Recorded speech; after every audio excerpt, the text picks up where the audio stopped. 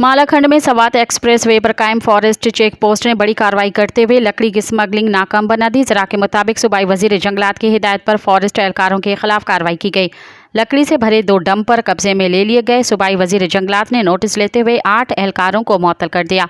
Vasil Khan DFO के मुताबिक मालाखंड के हदूद में लोअर देर से लकड़ी से भरे 2 ट्रक दाखिल हुए और सवात एक्सप्रेस वे के रास्ते में जा रहे थे, मगर महकमा जंगलात मालाखंड के DFO वासिल खान की निगरानी में छापा मारकर टीम ने डंपरों को रोकने का इशारा किया और दौरान तलाशी सैकड़ों अदद कीमती लकड़ी बरामद हुई, जिनकी मालियत करोड़ों रुपए है, कब्जे में लिए गए।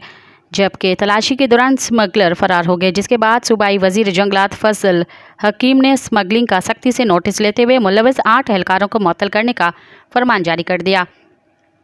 DFO वासिल खान ने मीडिया को बताया कि मुअत्तल किए गए एहलकारों से तफ्तीश का अमल जारी है। उनमें 7 एहलकारों का ताल्लुक लोअर देर और 1 एहलकार का ताल्लुक ज़िला मालाखंड से है। मज़ीद ख़बरन ऐं तफ़सीलात लाइ विज़िट कयो असांजी वेबसाइट www.awamiNewsHD.com ऐं ॾिसंदा रहो अवामी न्यूज़ HD।